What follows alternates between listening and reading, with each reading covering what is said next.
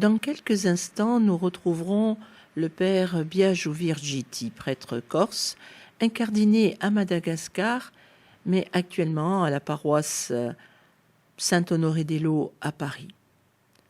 Il nous propose les commentaires de la parole de ce dimanche. Bonne écoute.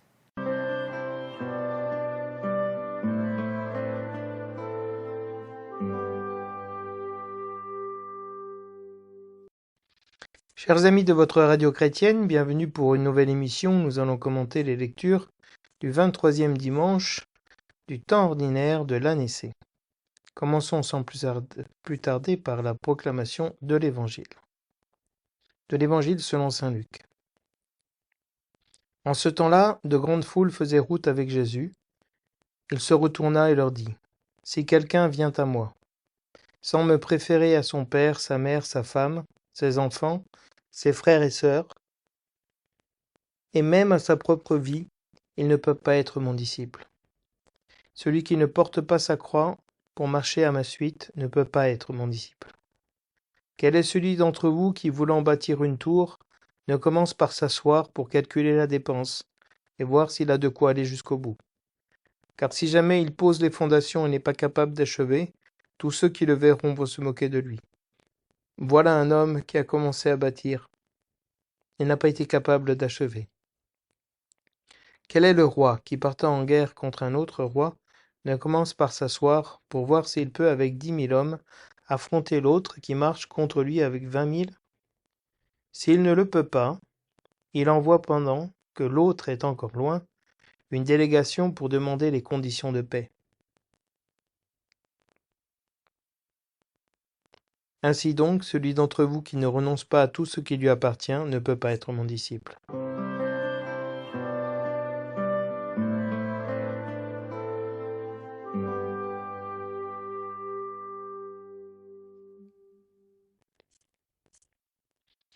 Du livre de la sagesse. Quel homme peut découvrir les intentions de Dieu ? Qui peut comprendre les volontés du Seigneur ? Les réflexions des mortels sont incertaines et nos pensées instables. Car un corps périssable appesantit notre âme, et cette enveloppe d'argile alourdit notre esprit aux 1000 pensées. Nous avons peine à nous représenter ce qui est sur terre, et nous trouvons avec effort ce qui est à notre portée. Ce qui est dans les cieux, qui donc l'a découvert ? Et qui aurait connu ta volonté, si tu n'avais pas donné la sagesse et envoyé d'en haut ton Esprit Saint ? C'est ainsi que les sentiers des habitants de la terre sont devenus droits. C'est ainsi que les hommes ont appris ce qui te plaît, et par la sagesse ont été sauvés.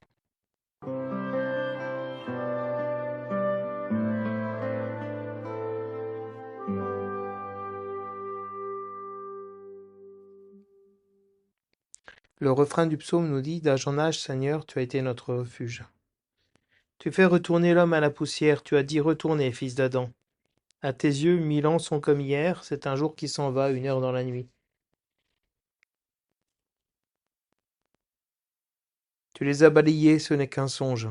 Dès le matin, c'est une herbe changeante. Elle fleurit, le matin elle change, le soir elle est fanée, desséchée. Apprends-nous la vraie mesure de nos jours, que nos cœurs pénètrent la sagesse.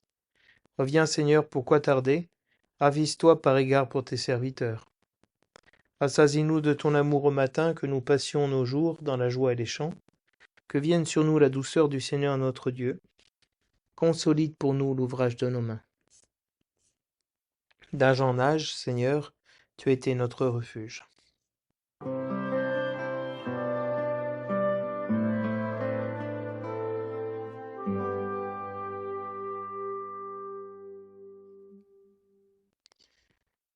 De l'épître de saint Paul apôtre à Philémon. Bien-aimé, moi Paul, tel que je suis, un vieil homme, et qui plus est prisonnier maintenant à cause du Christ Jésus, j'ai quelque chose à te demander pour Onésime, mon enfant à qui en prison j'ai donné la vie dans le Christ. Je te le renvoie.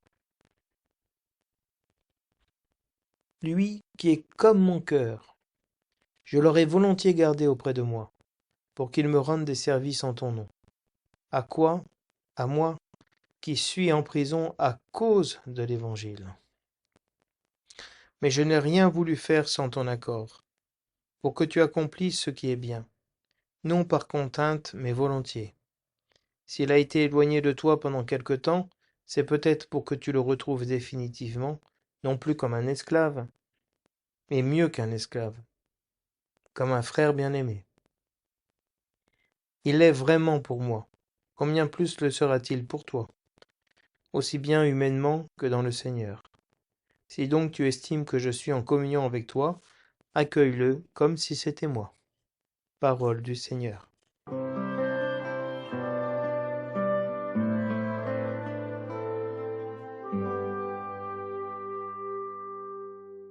Le thème de ce dimanche tourne autour de la sagesse, de la compréhension du projet de Dieu. Et le lien entre l'évangile et la première lecture ne sont pas si évidents que ça. Vous allez voir que dans l'explication, comme la parole de Dieu s'interprète à travers la parole de Dieu, on peut réussir à comprendre la première lecture comme une réflexion sur la volonté de Dieu qui se donne dans l'évangile.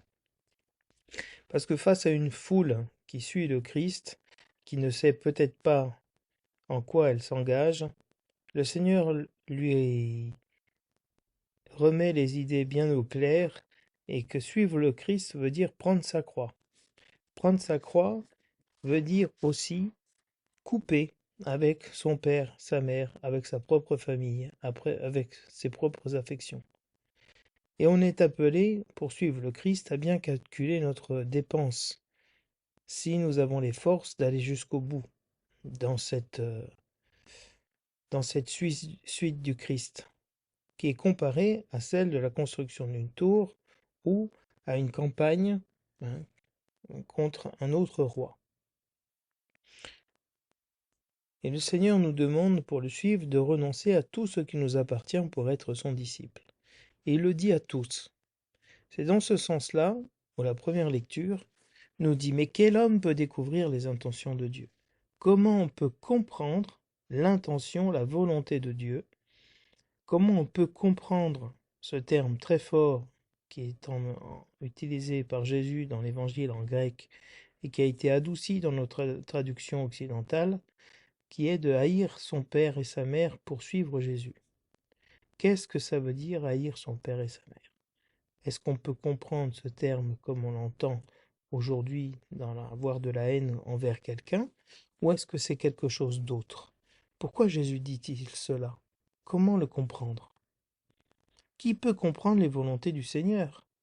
Comment vendre tous ses biens, renoncer à tous ses biens pour suivre le Christ? Pourquoi suivre le Christ correspondrait-il à la construction d'une tour ou à un roi qui va en guerre? Dans quelle guerre nous sommes en train de nous engager? Dans quelle construction de quelle tour nous parlons? Et donc on se rend compte, avec la première lecture, que, en effet, les réflexions des hommes sont incertaines, elles sont instables, elles sont pas claires. Et donc notre langage est limité. Et nous avons l'esprit alourdi par 1000 pensées, et donc on n'arrive pas à comprendre vraiment quelle est la volonté de Dieu. Qui donc a découvert la volonté de Dieu?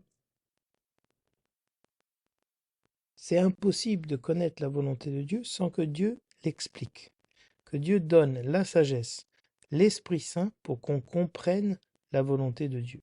Passer par la croix, c'est pas humain. C'est rationnel, mais c'est pas humain. C'est pas un projet de vie qu'on peut concevoir soi-même. Ça doit être une sagesse qui vient de Dieu. On comprend dans ce sens que d'âge en âge, le Seigneur a été notre refuge, de génération en génération, et que le Seigneur nous apprend à connaître la véritable mesure de nos jours, à prendre la véritable mesure de notre vie, de manière à ce que nos cœurs puissent pénétrer la sagesse de Dieu, pénétrer cette sagesse, cet esprit, pour comprendre mieux quelle est la volonté de Dieu tous les jours de notre vie. Et donc on demande au Seigneur de nous rassasier de son amour, de sa sagesse, pour qu'on puisse rentrer dans la volonté de Dieu à travers la joie et les chants. Alors, la parole de Paul à Philémon vient elle aussi dans le sens d'une sagesse nouvelle et d'une sagesse qui passe par le renoncement. Onésime a été le serviteur de Philémon et il s'est enfui. Et Paul, qui a été le catéchiste, l'évangélisateur de Philémon et d'Onésime, veut sauver la chèvre et le chou. Il veut sauver tous les deux. Et les deux sont en conflit parce que l'un s'est échappé. L'un a trahi l'autre, si vous voulez. Et Paul demande à Philémon de changer son cœur, de pardonner, pour le retrouver non plus comme un esclave, mais comme un frère. De pouvoir vraiment rentrer en communion avec Onésime, comme lui, Paul, est rentré en communion avec Onésime et avec Philémon.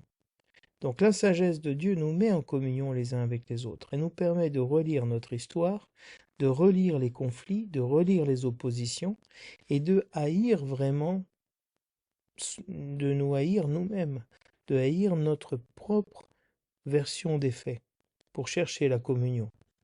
Ainsi, la sagesse de l'Évangile est une sagesse supérieure qui rentre dans cet aspect contradictoire et scandaleux qu'elle porte pour nous porter à la sagesse véritable.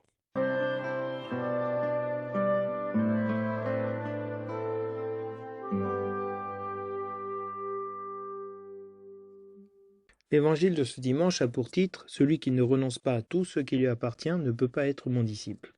Ici, il s'agit ici du verset final de notre évangile, de cette parabole.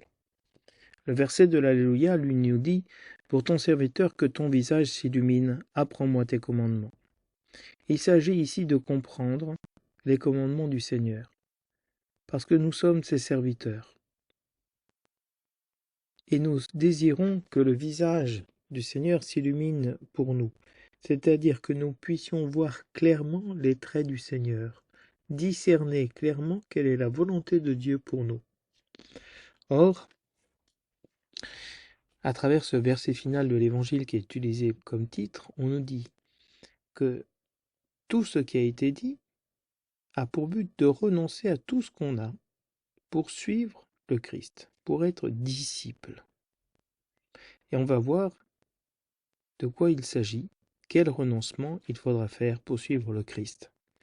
Parce que dans une dimension et une démarche catéchuménale, pour suivre le Christ, il faut renoncer à quelque chose. Et il y a une grande foule qui faisait route avec Jésus. Beaucoup de gens suivent le Christ sans savoir pourquoi et sans savoir à quoi ça les engage. Quelle est la finalité? Quel est le chemin qu'ils vont devoir parcourir? Alors Jésus, qui n'a pas peur de débouter les foules et de rester avec un petit troupeau, va commencer en disant une chose très puissante. Si quelqu'un vient à moi sans haïr son père, sa mère, sa femme, ses enfants, ses frères et sœurs et même sa propre vie, il ne peut pas être mon disciple. Pour venir au Christ et être son disciple, il faut haïr son père, sa mère, sa femme, ses enfants, et jusqu'à sa propre vie. Ici, on est dans une pensée sémitique, qui est extrêmement forte et qui fonctionne par contraste, et par contraste un peu violent. Un des signes que cette parole vient du Christ, c'est qu'elle est très choquante, et que l'Église l'a gardée, elle ne l'a pas atténuée. Donc ici, il s'agit de haïr. Que signifie haïr son père, sa mère, sa femme, etc. Il s'agit de haïr le projet que nos parents que notre père, notre mère, notre femme, nos enfants ont sur nous. Le projet humain de nos parents, pour entrer dans le projet humain, divin de Dieu, en renonçant à notre propre projet humain, à notre propre vie, à notre propre confort. Choisir le Christ veut dire renoncer à toute forme de compromis avec le bien-être. Et surtout, couper avec son père, sa mère, sa femme, ses enfants, frères et sœurs pour suivre le Christ. Ça demande une liberté incroyable. Et le Seigneur appelle ses disciples, ceux qui veulent être ses disciples, à cette liberté, à être suffisamment libres pour faire la volonté de Dieu, même si la volonté de Dieu ne plaît pas à son père, à sa mère, à sa femme. Moi-même, pour rentrer au séminaire, devenir prêtre, je n'ai pas eu l'aval de mon père, et j'ai eu mon père qui a été contre cet appel, contre cette vocation. Et beaucoup de personnes ont fait cette expérience. En choisissant Jésus-Christ, en choisissant un projet qui est celui de Dieu, il ne correspond pas au projet qu'ont fait nos parents pour nous. Et cette séparation, elle se fait avec la génération qui nous précède, nos parents, avec le projet de notre épouse, de notre mari, pour suivre le Seigneur, ou celui de nos enfants, et donc avec ceux qui nous succèdent. C'est un appel à une liberté totale, avec ceux qui nous ont précédés, ceux qui sont avec nous, nos frères et sœurs, notre épouse, et ceux qui sont après nous, nos enfants. Et donc cet appel radical à suivre le Christ est un appel radical à la liberté affective.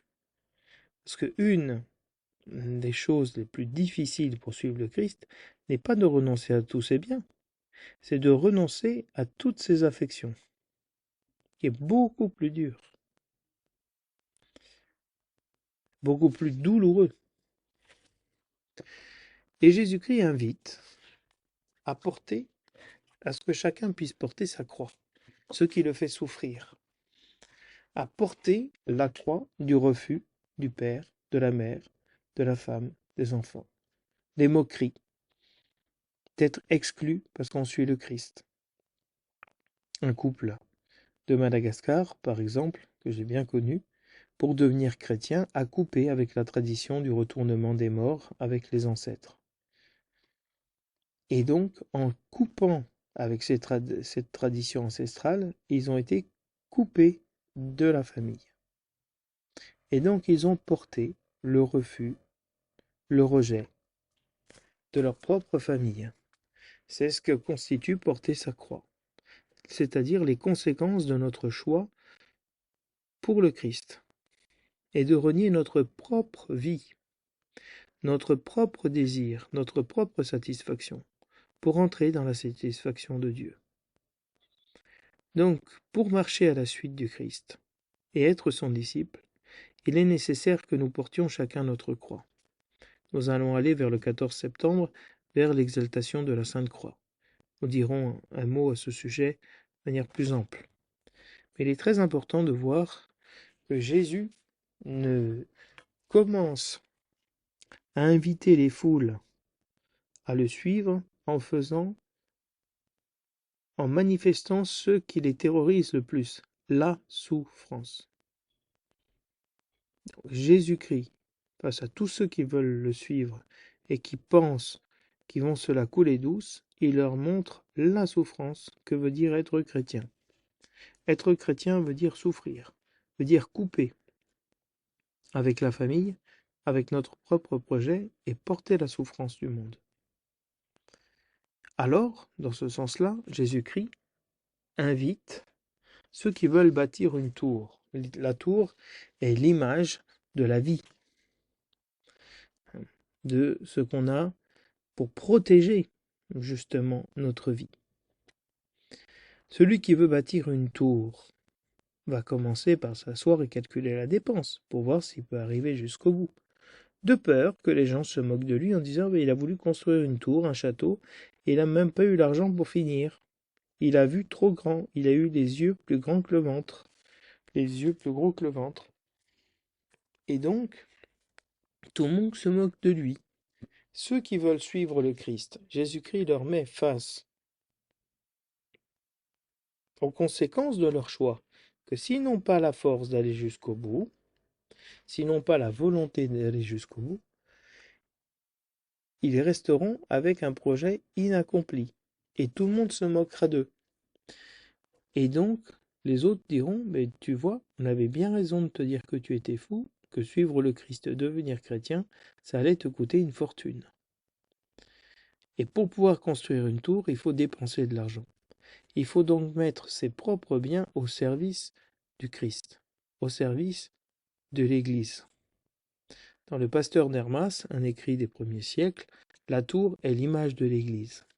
Donc celui qui veut bâtir l'Église, le corps du Christ, va devoir calculer sa dépense et participer avec ses biens à la construction de l'Église, qui n'est pas seulement l'Église matérielle, qui est l'Église corps du Christ, les frères qui sont dans le besoin.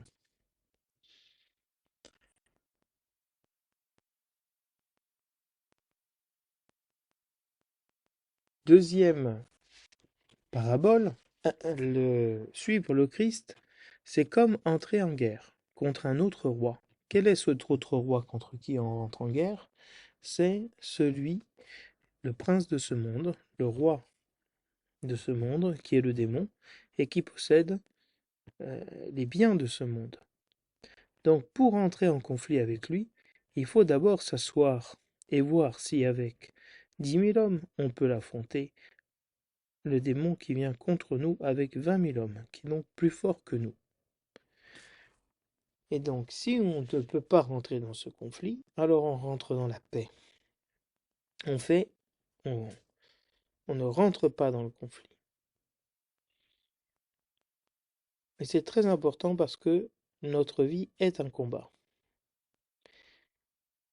Et ce qui est très intéressant dans ces deux paraboles, c'est que jamais il n'est fait mention du fait que l'aide puisse venir de Dieu, ou qu'il faille demander l'aide de Dieu pour aller jusqu'au bout. Ici, ce qui est demandé à chacun, c'est de juger son propre cœur, de voir où il en est, s'il veut vraiment ou pas. Parce que il y a un proverbe en latin pour ce qui est de la vie morale qui dit que natura non gratia non dat quod natura non prestat. La grâce ne donne pas ce que la nature ne prête pas. Et donc, si ma nature ne prête pas toute sa volonté à suivre le Christ, la grâce ne va pas pouvoir m'aider et faire fi de ma propre volonté. Donc, le Seigneur nous appelle à un choix radical et à le choisir, lui, radicalement, mais d'être décidé dans ce choix radical, de ne pas faire un choix à moitié. Pour ça, celui d'entre vous qui ne renonce pas à tout ce qui lui appartient ne peut pas être mon disciple. C'est tout ou rien, ou le Christ, ou ce qui nous appartient. Dieu ou l'argent. Ou on choisit de tout, de renoncer à tout, pour suivre celui qui est tout et qui est l'unique. On reste dans la frustration des biens de ce monde qui ne donnent pas la vie. Et on passe à côté de notre vie. Donc ici, le Seigneur nous invite à un choix radical, total. C'est pour ça que, si vous voulez, c'est tellement scandaleux que le livre de la sagesse, qui est écrit par des juifs de culture grecque à Alexandrie, se pose la question avec leur raison. Mais comment découvrir la volonté de Dieu, les intentions de Dieu? Comment comprendre ses volontés? Mais elles sont dingues, elles sont folles, elles sont énormes, elles sont impossibles à accomplir. Comment haïr son père et sa mère? Comment renoncer à tout ce que nous avons? Comment vivre de la providence totalement? Et alors, on se rend compte que nos réflexions, nos pensées, sont incertaines, sont instables, sont pas fructueuses, ne portent pas un fruit véritable. Parce que notre dimension corporelle, charnelle, humaine, matérielle, elle alourdit notre esprit, elle appesantit notre âme, elle nous empêche de penser comme Dieu pense. C'est pour ça que, si vous voulez, les grands saints ont toujours vécu un grand dépouillement, dans un très grand dépouillement, parce qu'ils ont renoncé à tout pour suivre l'unique. Et le livre de la sagesse continue en disant que nous avons déjà du mal à nous représenter, à comprendre le monde dans lequel on vit, nous représenter tout ce qui existe. Et on fait beaucoup d'efforts pour comprendre ce qui est à notre portée, dans notre monde. Alors combien plus les réalités célestes, spirituelles, vont être difficiles à découvrir pour nous.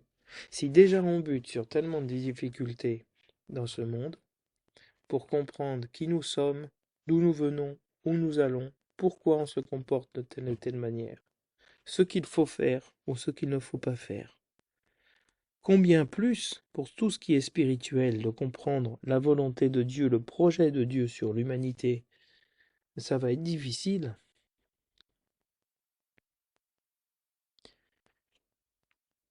Et même impossible. Pour ça, le livre de la sagesse nous dit: qui aurait connu ta volonté si tu n'avais pas donné la sagesse, ni envoyé d'en haut ton Esprit Saint? C'est-à-dire que pour nous, humainement, on n'aurait jamais pu comprendre quelle était la volonté de Dieu. Que la volonté de Dieu pour sauver le monde passait par la croix. Qu'il fallait que le Fils de l'homme souffre beaucoup, qu'il soit rejeté par les hommes, qu'il soit crucifié, qu'il meure et qu'il ressuscite, pour pouvoir détruire en nous cette substance, cette nature humaine pleine de limites, incapable d'aimer, incapable de mourir pour l'autre.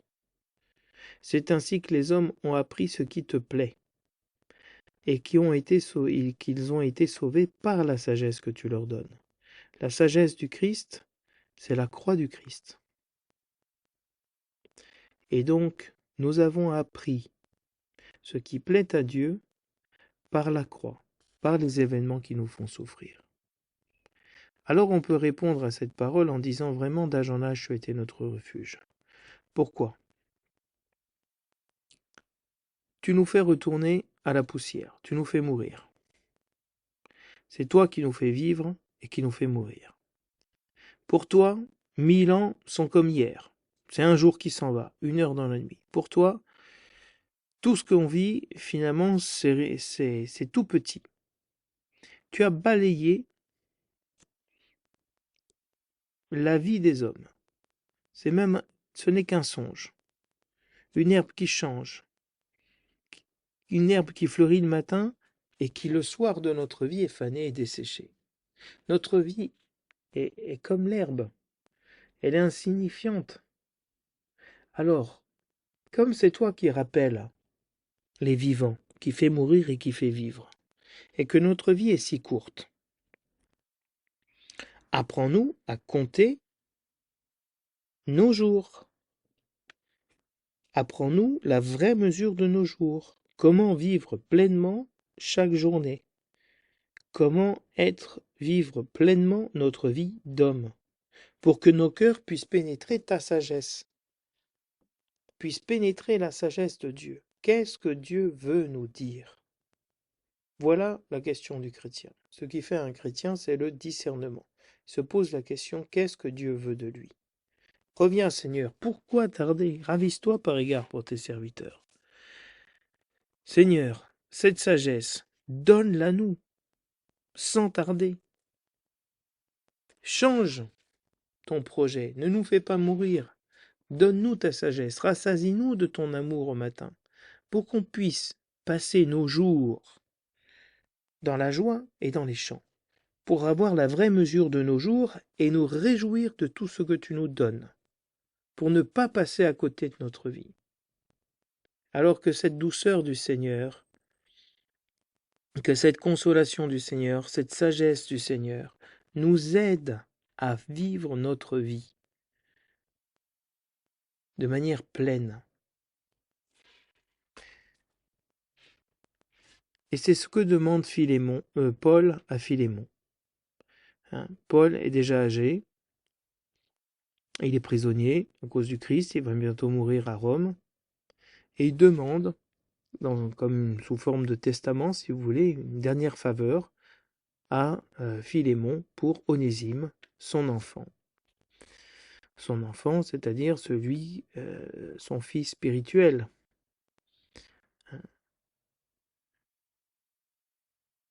Et je te renvoie Onésime, qui a été ton esclave.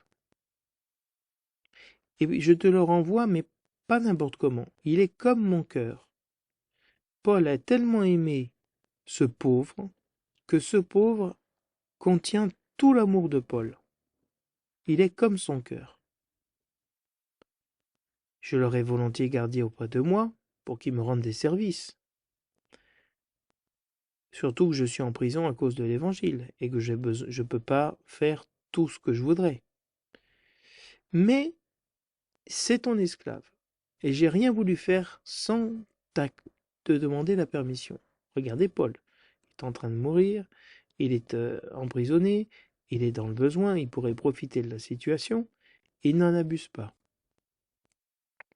Pour que Philémon accomplisse ce qui est bien, et qu'il le fasse volontiers et sans aucune contrainte.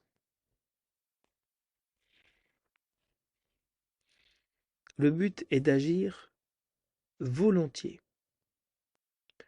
sans contrainte. Suivre le Christ volontiers et entièrement, sans élan inconditionné, irréfléchi, sans contrainte intérieure de désir d'exister. Et Paul va expliquer que si Onésime s'est enfui pendant quelque temps, et qu'il a été éloigné quelque temps de Philémon, c'est peut-être pour que Philémon le retrouve définitivement. Non plus comme un esclave, mais comme un frère, et un frère bien-aimé. Ce temps de crise, de séparation, a été nécessaire pour qu'il passe à un amour nouveau, un amour qui pardonne. Et donc, il est un frère bien-aimé pour Paul, cet Onésime, cet esclave. Et il le sera aussi pour Philémon. De manière humaine, de manière affective, humaine, et de manière spirituelle, dans le Seigneur, la communion des frères. Donc si tu estimes que je suis en communion avec toi, accueille-le comme si c'était moi. Et là, c'est très fort parce que Paul s'identifie à cet esclave comme le Christ s'est identifié au plus petit. Celui qui accueille le plus petit de ses enfants m'accueille. Qui vous accueille m'accueille. Et donc, une des choses les plus puissantes du christianisme, c'est qu'on s'oublie complètement pour aimer l'autre comme il est. Et cela n'est possible, cet amour de Paul et pour Onésime et cette possibilité offerte à Philémon d'accueillir celui qui l'a trahi, n'est possible que si nous avons renoncé à tous nos biens pour suivre le Christ. Donc je vous souhaite, chers amis auditeurs, un très bon dimanche dans le Seigneur et qu'il puisse vraiment nous aider à le suivre de tout notre cœur. À la semaine prochaine. Plus pur que le pur argent, et plus précieuse qu'un trésor, tel est le prix de la sagesse, bien plus belle qu'un diamant, et que toutes les chaînes d'or. Elle est la plus grande richesse, la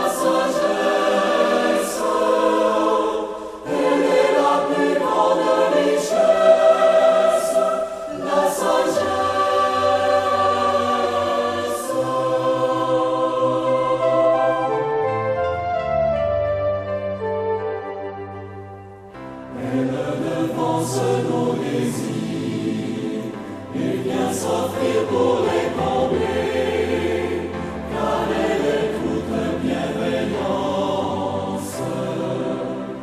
Elle se laisse découvrir, elle se laisse contempler, par qui recherche sa présence, la sagesse, par qui recherche sa présence, la sagesse.